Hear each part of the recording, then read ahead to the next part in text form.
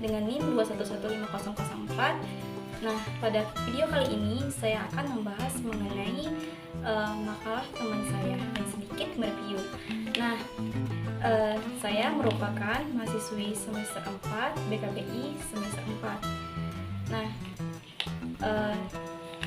pada video kali ini yaitu saya ingin menyelesaikan tugas modifikasi perilaku dengan dosen pengampu Ibu Puri Handayani MA.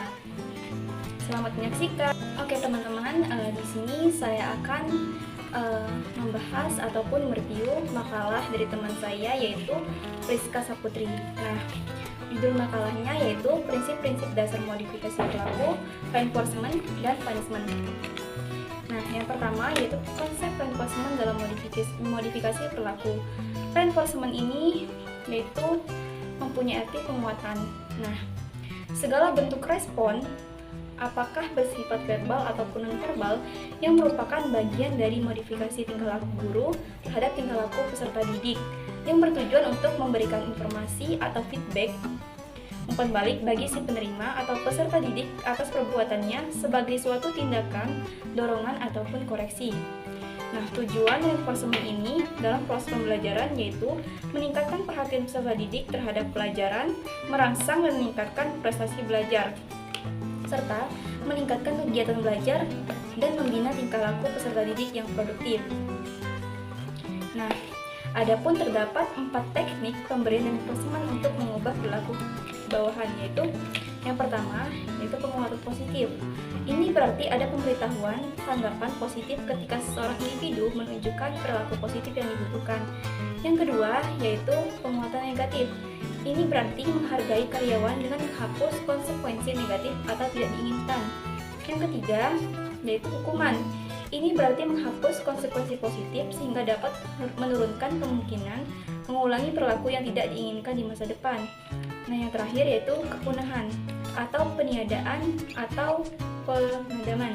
Nah, kepunahan ini berarti menurunkan kemungkinan perilaku yang tidak diinginkan dengan menghilangkan hadiah untuk perilaku seperti itu.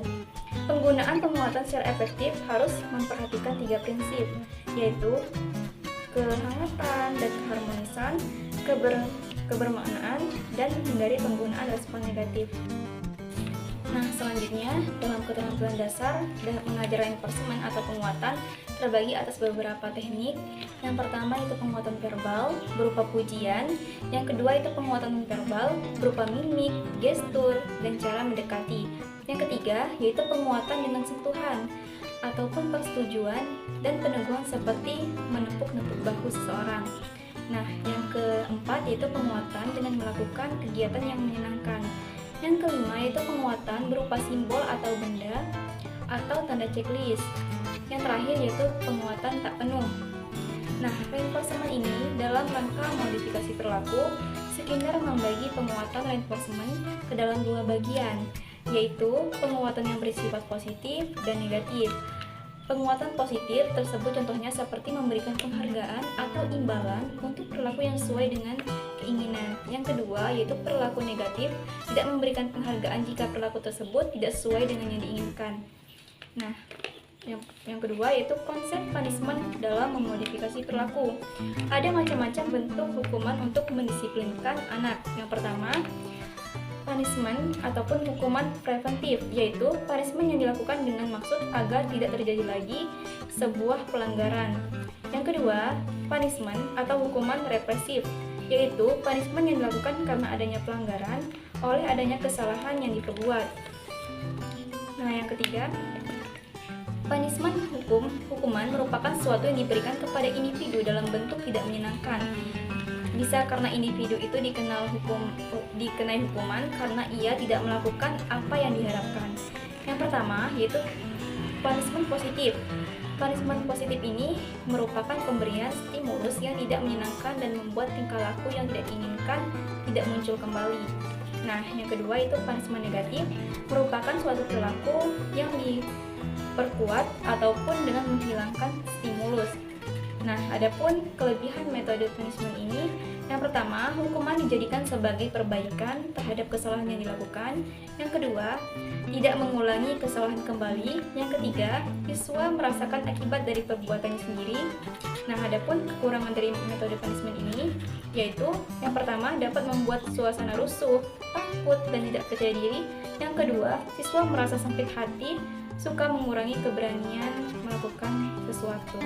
Nah, setelah saya membaca makalah dari teman saya, Priska Saputri. Nah, di sini saya ingin mereview sedikit terhadap makalahnya. Setelah saya baca-baca, pada makalah Priska Saputri ini, pada latar belakang, terus pada pembahasannya itu kurang rapi gitu. Lebih diperhatikan lagi dalam bentuk penulisannya, agar lebih rapi dan enak dilihat gitu. Mungkin itu saja. Terima kasih sudah menonton video saya.